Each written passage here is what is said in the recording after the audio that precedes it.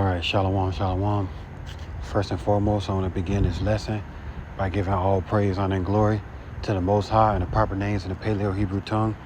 I want to say, Kal Halayim, La Yahweh, by Hashem Yahushai, by Hashem Kakadash Ma'amath. Yahweh being the name of the Heavenly Father, whom the world ignorantly and willingly call God or Jehovah. By Hashem meaning in the name of Yahushai, meaning He who delivers, whom the world eagerly and willingly call JC today. I want to give a double honor to the elders and apostles at Great Millstone who rule well, and another double honor to my elder as well, Ahar One Beyond Allah of the Lions Den Camp here in Jacksonville, Florida. Salutations to the 144,000 hopeful elect pushing this truth across the four winds, and to the 1/3 remnant believers on Yahweh Hashem Yahushai. Shalom, shalom. It's going to be a quick lesson put together through the spirit and power of Yahweh Hashem Yahushai, and I pray that it be edifying. So, I'm just gonna basically bring out, what I was reading, something I read yesterday, and it basically goes into the obedience and basically being on point as you maneuver out here, in society. And it was basically about there's this guy named Naaman or Naaman, captain of the host of the king, captain of the Syrians, at this time during the time of Elisha. And basically, I'm gonna give you a quick summary. He was a leper. He was a leper. Cause I'm gonna start at verse 6. He was a leper, and he had leprosy basically. And the king of Syria basically sent him, to us, to the Israel at that time, to be healed of his leprosy. But the king, ultimately the king couldn't do it. The king at that time, he couldn't heal him of leprosy basically, because he wasn't a prophet. But it was always prophets and priests and, that dealt with these things, throughout our culture. But I'm going to start at verse 6. And it says, I'm going to start at verse 1. It says, Now Naaman, captain of the host of the king of Syria, was a great man with his master and honorable, because by him the Lord had given deliverance unto Syria. He was also a mighty man in valor, but he was a leper. And the Syrians had gone out by companies and had brought away captive out of the land of Israel a little maid, and she waited on Naaman's wife. And she said unto her mistress, Would God my Lord were with the prophet that is in Samaria, for he will recover him of his leprosy. So it was basically, Israelite maid, basically letting the man's wife know about the power that was, the power of Israel, that was dealing with the Israelites at that time, and how Yahweh Hashem Yahushai, can heal, how Yahweh Hashem Yahushai can do whatever his heart desire, whatever he please. You see what I'm saying? Basically. And it says, verse 4, and one went in and told his Lord, saying, Thus and thus said the maid that is of the land of Israel. And the king of Syria said, Go,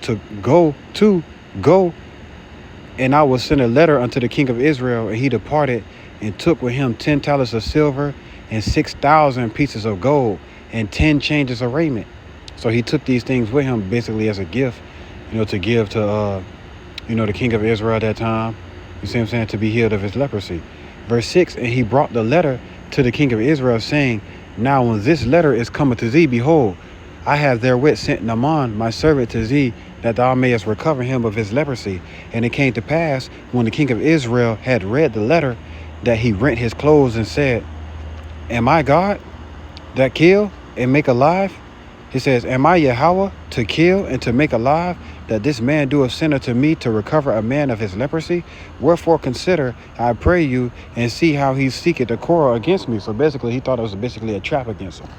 You see what I'm saying? Because it was told to the man by the Israelite maid, the power of the Lord. So basically, he came, to the Israel at the time to be healed of his leprosy. And it says,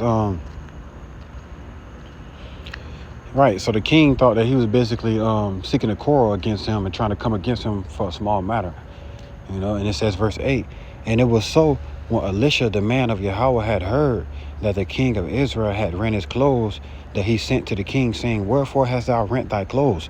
Let him come now to me, and he shall know that there is a prophet in Israel. It says, so Naaman came with his horses and with his chariot and stood at the door of the house of Elisha. And Elisha sent a messenger unto him, saying, go and wash in Jordan 7 times, and thy flesh shall come again to thee, and thou shalt be clean. So, right, Elisha ain't even want to come out the house and deal with the man, basically, because the man was a leper. He didn't want to touch him. He didn't want to have nothing to do with this man. So he sent a messenger out to tell him, yeah, this and that, because, Elisha, ultimately, he received a double portion of what Elijah had at that time when it's all said and done with. So by him receiving a double portion, it was always written how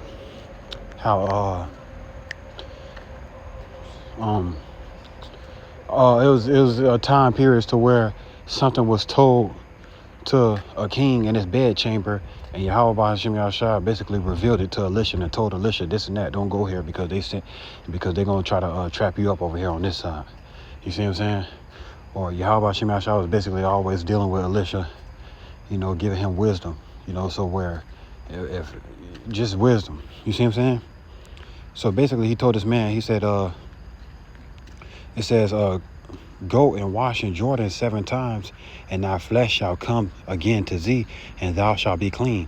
But Naaman was wroth and went away and said, behold, I thought he would surely come out to me and stand and call on the name of the Lord his power and strike his hands over the place and recover the leper. Right, because that's the spirit that these damn Christians be in today.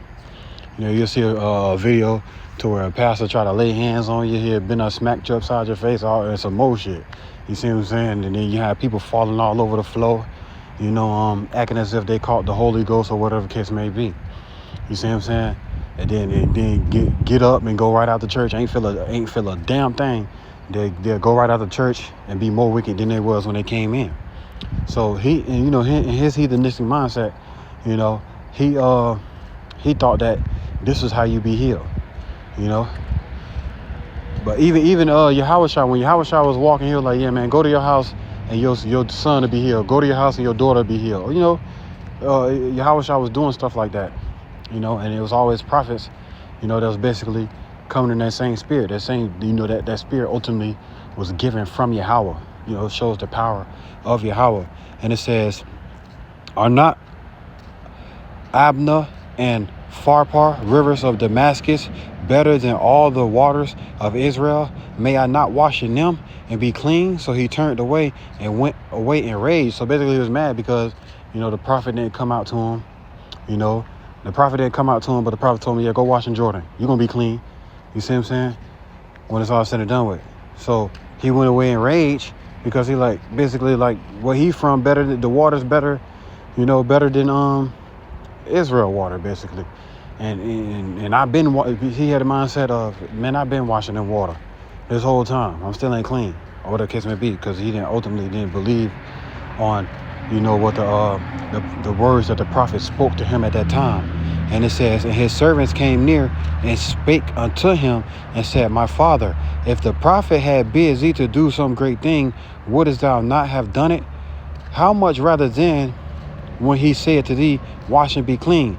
Then went he down and dipped himself 7 times in Jordan, according to the saying of the man of Yahweh, and his flesh came again like unto the flesh of a little child, and he was clean.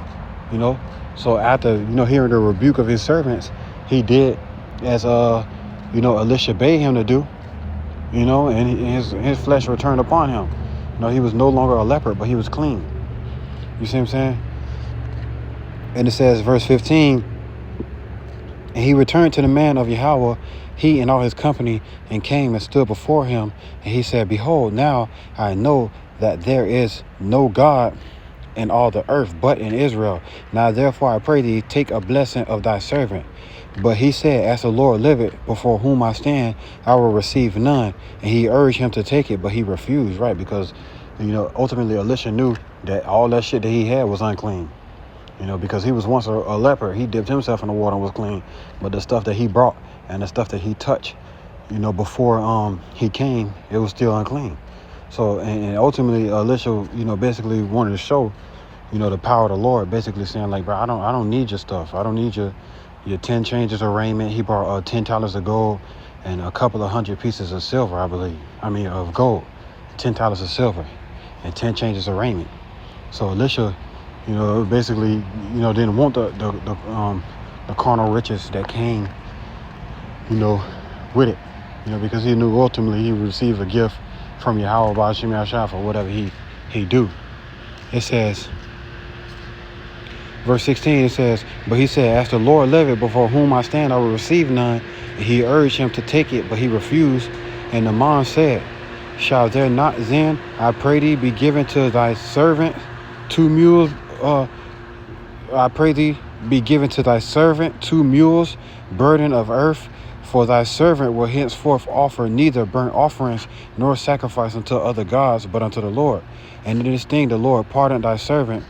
And in this thing the Lord pardon thy servant, that when my master goeth into the house of Rimmon to worship there, and he leaneth on my hand, and I bow myself in the house of Rimmon, when I bow down myself in the house of Rimmon, the Lord pardoned thy servant in this thing. And he said unto him, go in peace. So he departed from him a little way. So basically, he was constantly urging to give him something, but ultimately Elisha was refusing. It says, verse 20, but Gehazi, the servant of Elisha, the man of Yahweh, said, behold, my master has spared Naaman, this Syrian, in not receiving at his hand that which he brought. But as the Lord liveth, I will run after him and take somewhat of him. So basically, the servant of Elisha, Gehazi, he was basically saying, yeah, my master ain't take it, but you basically gonna have to give me a percentage. You gonna have to pay me a little bit, I'll take it. My master ain't want it, because he didn't really understand on why his master didn't want it. It says, so Gehazi followed after Naaman, and when Naaman saw him running after him, he lighted down from the chariot to meet him and said, is all well? He said, all is well. My master has sent me, saying, behold, even now there become to me from Mount Ephraim 2 young men of the sons of the prophet. Give them, I pray thee, a talent of silver and 2 changes of garments. Salakia.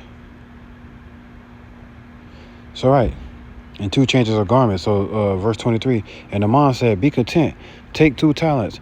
And he urged him and bound 2 talents of silver in 2 bags with 2 changes of garment. He laid them upon 2 of his servants, as they bear them before him. So basically, Gehazi, the servant of Elisha, basically took, what his master wouldn't take, but he didn't take all of it. He only took 2 changes of raiment and some of the silver. So right, and it says verse 24, and when he came to the tower, he took them from their hand and bestowed them in the house, and he let no man go, and they departed. But he went in and stood before his master, and Elisha said unto him, whence comest thou, Gehazi? And he said, thy servant went nowhere. Basically, he was lying. Elisha already knew what it was. He already knew what it was, what he did, because the scripture said, his heart was with him when he went there. So he asked him, where you coming from? He said, I've been here the whole time. I ain't going nowhere. And he says, verse 26, and he said unto him, went not my heart with thee? So basically, the spirit of the Lord, Yahweh Ba'ashim Yahshua, is in all places at once. You can't box in the spirit of the power of the Lord in your damn church, and claim you catching the Holy Ghost in here. Yahweh Ba'ashim Yahshua is everywhere. You see what I'm saying? And it says, verse 26, and he said unto him, went not mine heart with thee when the man turned again from his chariot to meet thee? Is it a time to receive money and to receive garments and olive yards and vineyards and sheep and oxen and manservants and maidservants? So right, he was basically rebuking them like, bro, ain't even time for all that. It was a time and a place, for all things. And it wasn't time to receive, basically what the kingdom that he wanted, being in us as well, because we all get impatient, and we have that same impatient spirit, and we want to receive everything that we want to receive on this side, but it gets to a point to where everything is in Yahweh's hand. We have to do everything according to his spirit, but us being in this flesh, and it calls us to do what we do. You see what I'm saying? And he said, verse 20, and it says, is it a time to receive money and to receive garments and olive yards and vineyards and sheep and oxen and manservants and maidservants? The leprosy therefore of Naaman shall cleave unto thee and unto thy seed forever. And he went out from his presence a leper as white as snow. So right, by him, not being content, with what he had, being in the presence of the Lord, being with a man of the Lord, he basically that leprosy came upon him as well, man. And it says he walked out a clean leopard as white as snow.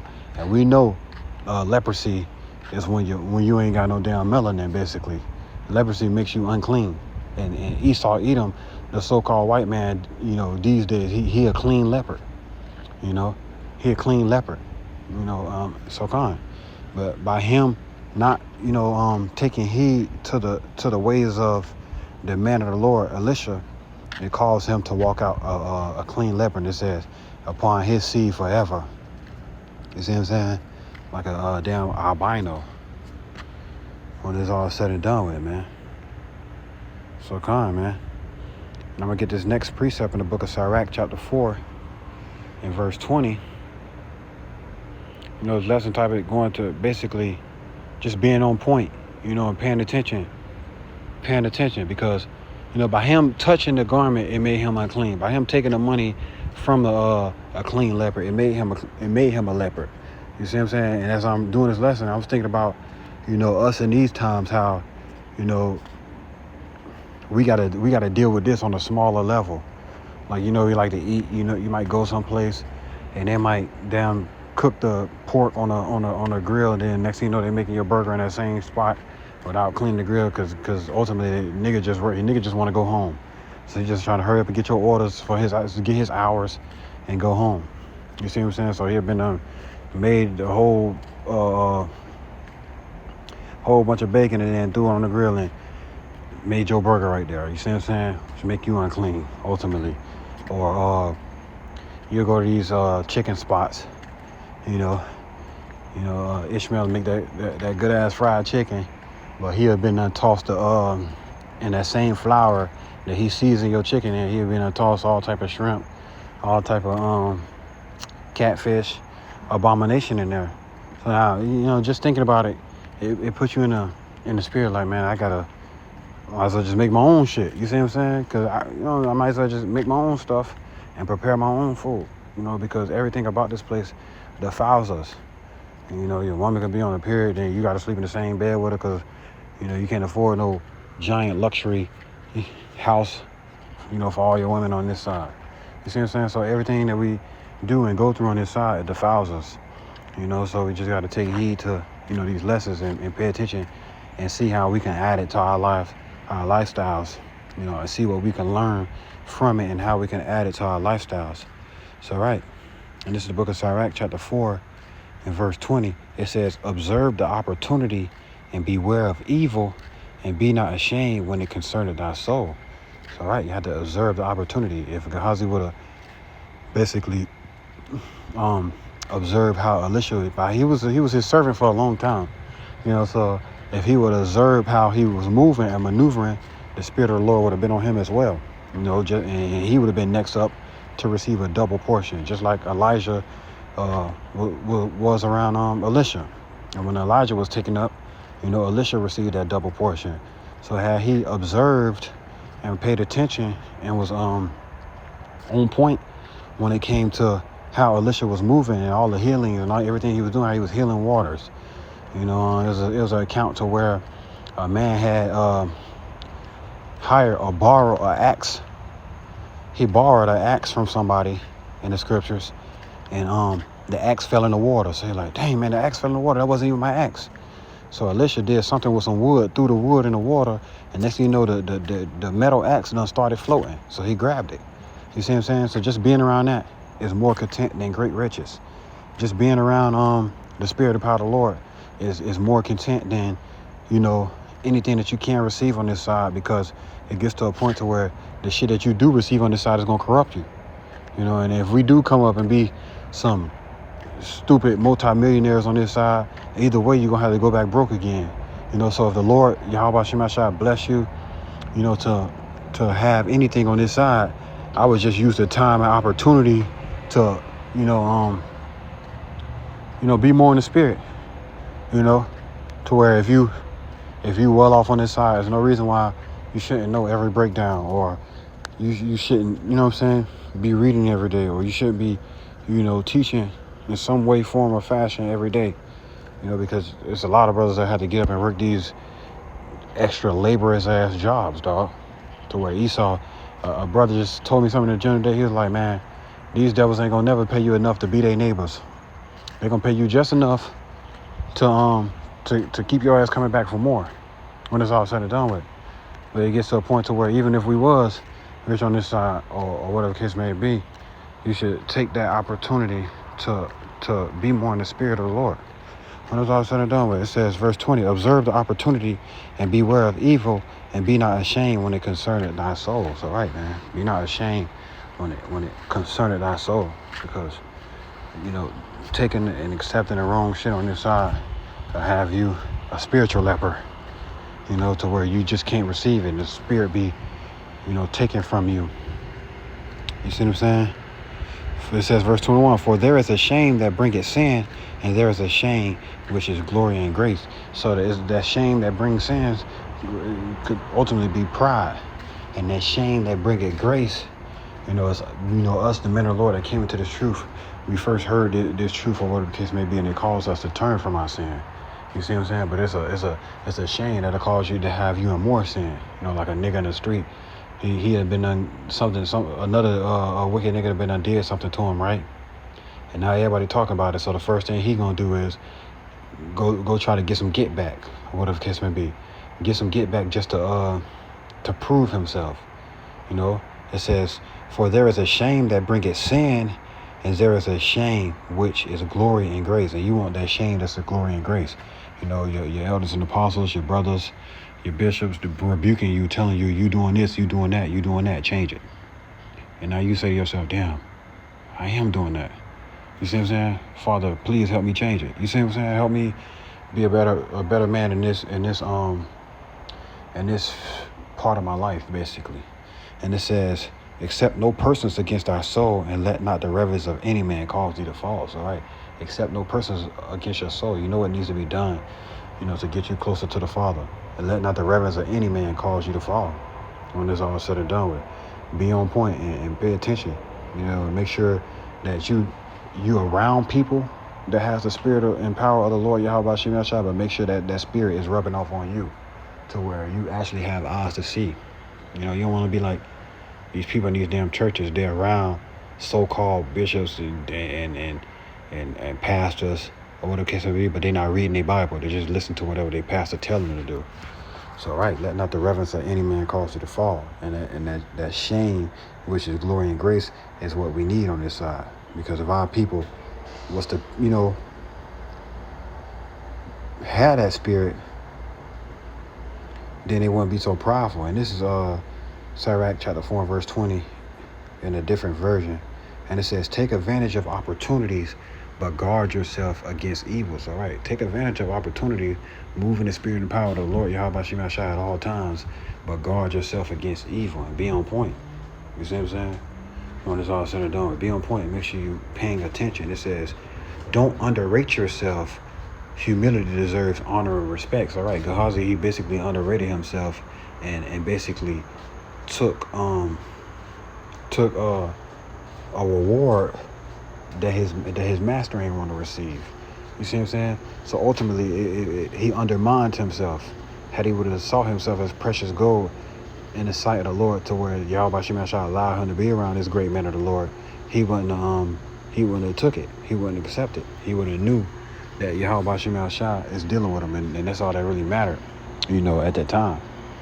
So, right, it says, don't underrate yourself. Humility deserves honor and respect, and we need to be that same way, in the spirit of Yahweh Shem Yahshua. Because I heard the elder apostle Gabar, he was basically saying, brothers will pass up the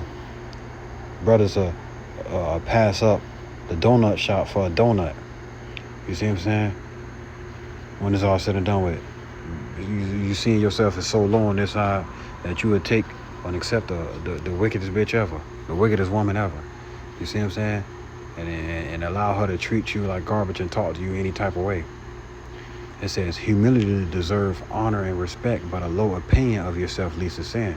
So, right, I tell people this all the time. People close to me, I tell them, make sure. Actually,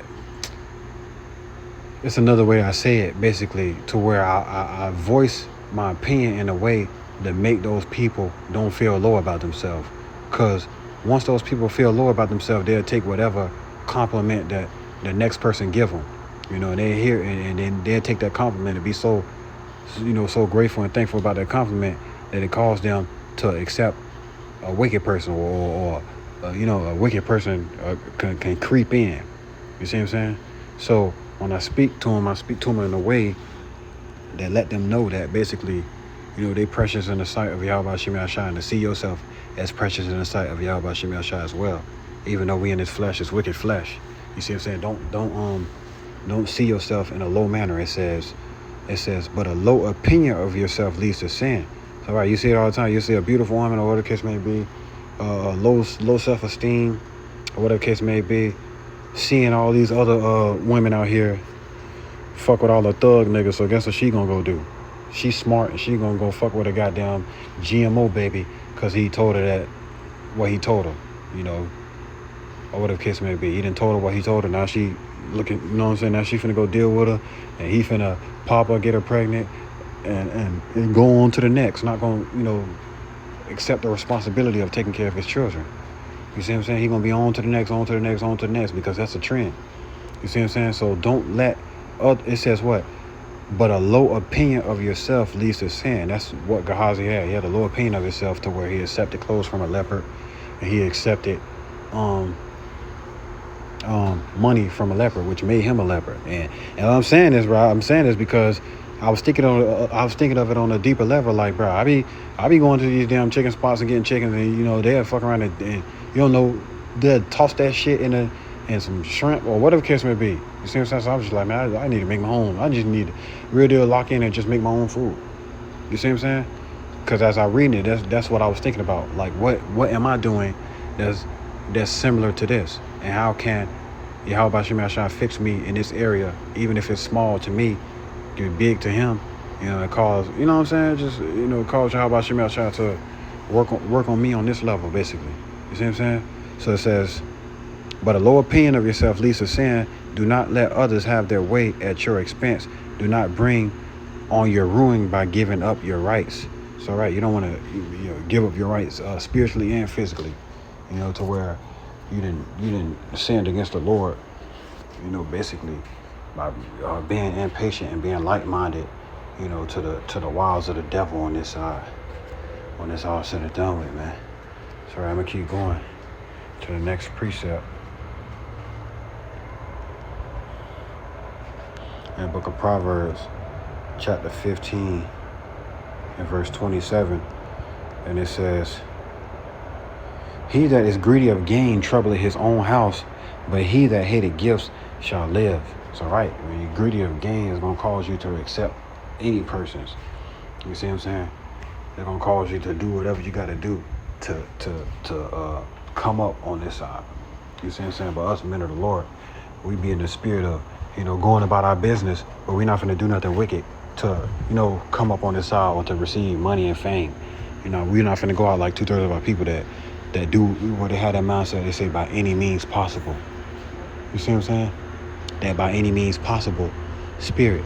It says, he that is greedy of gain troubleth his own house, but he that hated gift shall live. So right, there's a lot of brothers that hate gift. I'm around them all the time. You see what I'm saying? Hate gift, you get down there, gotta force a brother to take a year. Like, bro, here, bro, it's for you, bro. You know what I'm saying? When it's all said and done with. So, right, you want to be in that spirit, like hate gift. What it says, Ecclesiastes chapter 7 verse 7, it says, surely oppression maketh the wise man mad, and a gift destroyeth the heart. So a gift will cause you, 2/3 of our people went and took that thing in 2022 for a damn donut or a slice of pizza or what they was doing. There was another to get twerked on by a stripper at the strip club. They was taking it. You see what I'm saying? So a gift destroyed the heart. You receive a gift, next thing you know, it calls you to slip and fall, basically, spiritually, to where now you're not as passionate about this and you're not as passionate about that. So right, it says, he that is greedy of gain troubleth his own house, but he that hated gifts shall live. See what I'm saying? You don't want to be greedy of gain. You know, because Gehazi was greedy of gain in that chapter, to where it says what? Uh, he walked out a clean leper, and it says it was on his seed forever as well, when it's all said and done with, man. So basically, by him doing what he did, you know, it caused his seed to have to go through it as well. You know, being greedy of gain caused you to trouble your own house. You know, it's going to be the last precept, the book of Psalms, chapter 62 and verse 20. It said, and 10, it says, trust not in oppression, become not vain in robbery. If riches increase, set not thy heart upon them. So, right, if you do have anything on this side, it's riches increase on this side. If Yahweh Shem shall bless you with anything, to where you ain't got to physically do everything that the next man got to do by physically waking up, going to work every day, giving these devils all your time. You know, that's when you know you have to give Yahweh Shem shall double your time. You know, so set not your heart upon them, to where now you want to be the cleanest, richest nigga out, hitting the club to get the most wicked hoes you can. You see what I'm saying? It's not going to benefit you in a day of trouble, because ultimately you want to have a mindset that you're going to lose it again. You know, because we know what the MOTB is, and we know that we're not taking it. You know, being that RFID chip. It says, trust not in oppression, become not vain in robbery. If riches increase, set not your heart upon them. Yahweh has spoken once, twice have I heard this, that power belongeth unto Yahweh. So, all right, power belongeth to Yahweh. You see what I'm saying? So, when it's all said and done with, it says, riches and poverty come to him. You see what I'm saying? It says, also unto the Lord belongeth mercy, for thou renderest to every man according to his work. All right, and that's why you want to remain steadfast in your covenant, remain steadfast in the work of Yahweh Shem Shah, that causes you basically, you know, to do the right thing. You know, that puts that keeps the spirit on you, basically, to where you're not too much worried about the riches and the cares of this life, to where now you end up and won a lottery or something for X amount of dollars, and now you showing up late to camp. You see what I'm saying? You showing up late to camp because you didn't party hella hard every damn Friday. So now you showing up late to camp. You see what I'm saying? So now 2 years go by, now you missing camp. You see what I'm saying? You missing camp because you got so much gain on this side when it's all said and done with. So again, now guess what? 4 years go by, you ain't even in a damn camp no more. You somewhere by yourself. 5 years go by, the truth ain't even in your mouth no more, when it's all said and done with. So right, you know, Yahweh Shem Shah renders to every man according to his work. You want to remain steadfast in the work of Yahweh Shem Shah, doing what needs to be done to stay pleasing in his sight. You know, and that was the lesson. I pray that it was edifying. Shalom, on to the next.